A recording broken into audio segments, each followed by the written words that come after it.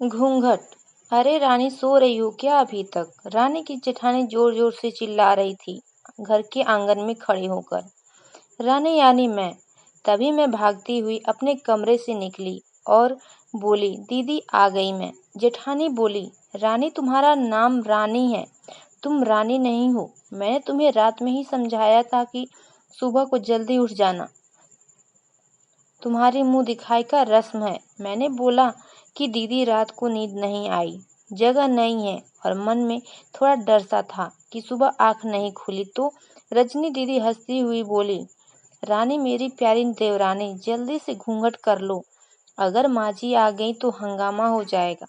मैंने घूंघट किया ही था तभी माँ जी वहाँ आ गईं और कड़कड़ाती आवाज में बोली, चलो अब क्या यहीं गपशप मारती रहोगी तुम दोनों? हमने चलना शुरू ही किया था तभी माँ जी ने रजनी दीदी के कंधे पर हाथ रखा और बोली, पता है ना कहाँ से जाना है और कैसे जाना है?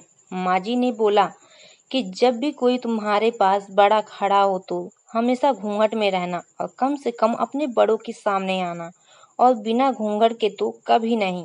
रजनी दीदी कुछ बोली ही नहीं, बस अपना सर हिलाकर हाँ बोल दिया। मैंने भी बस अपना सर हाँ में हिलाया। माँ जी के जाने के बाद मैंने पूछा रजनी दीदी से, आप तो स्कॉलर हो और इन सब चीजों को कैसे निभाते हो? रजनी दीदी मुस्कुराई और बोली कि मैं थारे जेठ जी से बहुत प्यार करती हूँ, इसलिए अभी तक चुपचाप सब चीजें निभा रही हूँ। मैं कुछ नहीं बोली और चुपचाप रजनी दीदी के साथ घर के बाहर वाले कमरे में जाकर बैठ गई। वहां पर एक पड़ोस की आंटी जी भी बैठी थी। वो बोली, यह कैसी बहू आई है, ससुर के सामने खड़े है और यहाँ आके बैठी है। मुझे कुछ समझ में ही नहीं आया। मतलब रजनी दीदी बोली कि आंटी जी अभी नई बहू है, यहाँ के रीत रिवाज सीखने में थोड़ा समय लगेगा। रजनी दीदी मुझे वहां से उठाकर मेरे कमरे में छोड़ गई। 6 महीने यूं ही छोटी छोटी चीजों में बीत गए। फिर एक दिन मैं राहुल के साथ साड़ी लेने गई। राहुल का फोन आया और वो दुकान से बाहर बात करने चला गया। साड़ी की दुकान पर बेधड़क होकर साड़ियां देख रही थी। तभी साथ में बैठे हुए अंकल जी खांसे।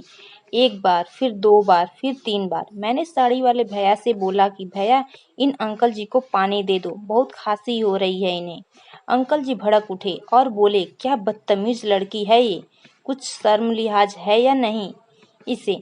दुकान पर हंगामा देखकर राहुल बाहर से भागकर अंदर आया और अंदर आते ही अंकल जी के पैर छूकर बोले, मामा जी आप यहाँ? मैं घबरा के दुकान से बाहर निकल गई, एक लंबा घूंघट करके गाड़ी में बैठ गई। राहुल बाहर आया और मैंने धीमी आवाज में बोला, गाड़ी बहुत तेज चला रहे हो, कहीं एक्सीडेंट ना हो जाए। हम घर पहुंचे ही थे तभी माँ जी की जोर जोर से चिल्लाते हुए अब बाहर आईं। देखो आ गई ये रानी साहिबा, खानदान की इज्जत मिट्टी में मिलाकर। तभी रजनी दीदी आई और बोली, माँ जी मेरे शादी को 6 साल हो गए हैं, मैं अभी तक मामा जी को नहीं जानती, ये कैसे जानेगी?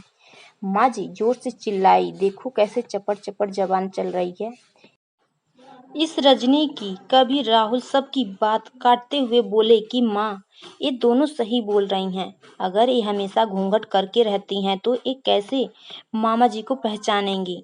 और माँ आज मामा जी के फोन पर तुमने पूरे घर की शांति को भंग कर दिया है। ये वो समाज है जिसने सीता मैया पर भी उंगली उठाई थी।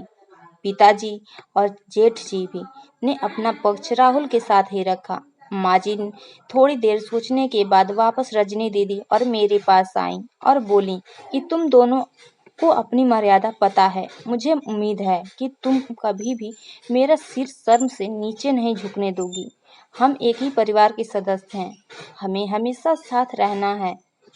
अच्छा वक्त हो या बुरा वक्त हो, हर सदस्य को अपनी मर्यादा पता है। माँ जी ने मुझे और रजनी दीदी को गले लगा लिया।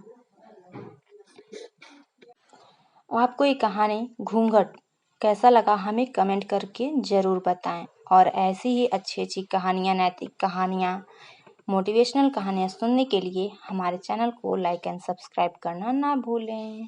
Thanks for watching.